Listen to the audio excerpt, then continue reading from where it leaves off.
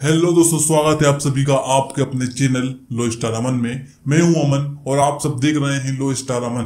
तो मैं आज आपको बताने वाला हूं प्लॉट, मकान, फ्लैट और भूमि की रजिस्ट्री आप कहां पर और कैसे करवाएं। तो आप वीडियो को पूरी देखते रहिए और आप हमारे चैनल पर नए हो तो आप हमारे चैनल को सब्सक्राइब कीजिए और बेल आइकन पर प्रेस कीजिए ताकि आपको हमारी वीडियो का नोटिफिकेशन सबसे पहले मिले। चलो मिलते हैं वीडियो के एंड में, तब तक के लिए बाय बाय। सबसे पहले तो आप जिस भी लोकेशन में प्लॉट खरीदना चाहते हैं आप वहां पर जाएं। वहां पर जाकर आप किसी प्रॉपर्टी डीलर या ब्रोकर की मदद से प्लॉट खरीद सकते हैं। यदि आप डायरेक्ट प्रॉपर्टी डीलर से मिलते हैं तो आपको कमीशन नहीं देना पड़ेगा और आप ब्रोकर से मिलते हैं तो आपको कुछ कमीशन देना पड़ेगा।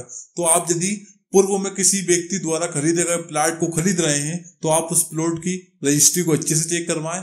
यदि आप किसी जमीन में से प्लॉट खरीद रहे हैं तो आप उस जमीन का खसरा नंबर को अच्छे से चेक करवाएं ताकि आपको मालूम पड़ सके कि जिस व्यक्ति से आप प्लॉट खरीद रहे हैं वो उसी के नाम पर दर्ज है या नहीं।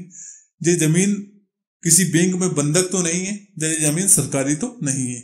आपको प्रॉपर्टी डीलर बोलता है कि मैंने इस भूमि का पावर लेके रखा है तो आप उस पावर की फोटोकॉपी लें और आपके परिचित या फिर किसी एडवोकेट को चेक करवाएं। उसके बाद ही आप टोकन करें। टोकन करने से पहले आपको कुछ बातों का बहुत ध्यान रखना बहुत जरूरी है ताकि आपको फ्यूचर में कोई रजिस्ट्री और खसरे को चेक करवाने के बाद आपको उस प्लॉट का टोकन राशि सेलर को अदा करना होता है। तो टोकन अदा करने से पहले आपको कुछ बातों का ध्यान रखना चाहिए। जैसे कि कुछ लोग क्या करते हैं, रजिस्ट्री होने से पहले ही उस प्लॉट का पूरा पेमेंट सेलर को दे देते हैं। तो ऐसा आपको कभी भी नहीं करना है और हमेशा आपको एक बात याद रखनी है कि आपको कभी भी अपने प्लॉट या मकान आप खरीदते हैं तो उसका पेमेंट आपको कभी भी कैश नगद नहीं देना है। आपको हमेशा चेक या फिर इंटरनेट बैंकिंग के माध्यम से ही सेलर को अदा करना है। तो और यदि आप प्लॉट को किस्तों के रूप में खरीद रहे हैं तो आपको एक 100 या 500 पर स्टाम्प पर एग्रीमेंट करवाना चाहिए और उस पर विक्रेता, क्रेता और 2 गवाहों के साइन करवाना चाहिए।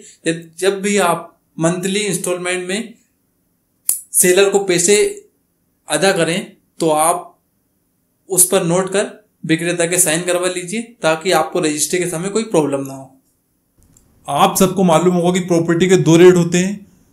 जी हर स्टेट में अलग अलग रेट होता है। प्रॉपर्टी के 2 रेट होते हैं, एक होता है सरकारी और एक होता है सेलिंग रेट। सेलिंग रेट हमेशा ज्यादा होता है और सरकारी रेट हमेशा कम होता है। तो लोग सरकारी रेट पर रजिस्ट्री ज्यादा करवाना पसंद करते हैं क्योंकि सरकारी रेट पर स्टैंप ड्यूटी कम लगती है। यदि सेलिंग रेट पर रजिस्ट्री करवाएंगे तो स्टैंप ड्यूटी ज्यादा पे करना पड़ेगी। मान लो कि आपने प्रॉपर्टी 30 लाख की खरीदी है और उसकी सरकारी वैल्यू आ रही है 25 लाख, तो आप 30 लाख पर रजिस्ट्री करवाते हैं तो आपको स्टैंप ड्यूटी 30 लाख के हिसाब से पे करना पड़ेगी और सरकारी वैल्यू 25 लाख के हिसाब से करवाएंगे तो आपको 25 लाख के हिसाब से स्टैंप ड्यूटी पे करना पड़ेगी। अब मैं आपको रजिस्ट्री के बारे में बता देता हूं। तो आप रजिस्ट्री खुद से भी कर सकते हैं या फिर किसी वकील की मदद से आप रजिस्ट्री करवा सकते हैं। आपके शहर में हर वकील की लगभग सेम फीस होगी, 5 से 6 हज़ार रुपए। आपको रजिस्ट्री करवाने से पहले कुछ इंपोर्टेंट डॉक्यूमेंट एडवोकेट को देना होगा, जैसे कि विक्रेता क्रेता के आधार कार्ड या फिर वोटर कार्ड, विक्रेता क्रेता के पैन कार्ड और क्रेता के 3 फोटो प्लॉट पर खड़े होकर। एवं यदि आप किसी भूमि में से रजिस्ट्री करवा रहे हैं तो आपको उस भूमि की बही, खसरा या नामांतरण। यदि आप किसी व्यक्ति द्वारा पूर्व में खरीदा गया था प्लॉट को खरीद रहे हैं तो आपको उस प्लॉट की रजिस्ट्री या फिर नामांतरण वकील को सबमिट करना होगा। उसके बाद आपके प्लॉट की वैल्यू के हिसाब से आपसे स्टैंप ड्यूटी ली जाएगी। उसके बाद आपके प्लॉट को बुक कर दिया जाएगा।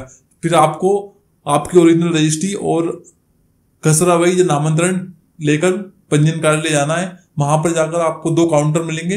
पहले काउंटर पर आपका फॉर्म और डीड चेक होगी। उसके बाद आपके विटनेस के फॉर्म भरेंगे। उसके बाद आपका फोटो ले लिया जाएगा। उसके बाद आपको सेकंड काउंटर पर जाना है, यहाँ पर आपकी ओरिजिनल डॉक्यूमेंट चेक होंगे। उसके बाद आपसे सिग्नेचर करवाए जाएंगे और थंब लगवाया जाएगा। उसके बाद आपके नाम पर प्लॉट दर्ज कर दिया जाएगा। आपको 1-2 घंटे के बाद उसकी ओरिजिनल रजिस्ट्री आपको मिल जाएगी। उसके बाद आपको मकान बनाने के लिए एक नक्शा बनवाना पड़ेगा और एक एप्लीकेशन टाइप करवाना पड़ेगी।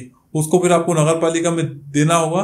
नगर पालिका कोई अधिकारी आपके प्लॉट पर देखने के लिए आएगा और आपके नक्शे को पास कर देगा। उसके बाद आप उक्त प्लॉट पर भवन निर्माण कर सकते हैं। यही थी हमारी वीडियो। यदि आपको हमारे द्वारा बताई गई जानकारी अच्छी लगी हो तो आप हमारे चैनल को सब्सक्राइब करिए, बेल आइकन पर प्रेस करिए ताकि आपको हमारी वीडियो का नोटिफिकेशन सबसे पहले मिले।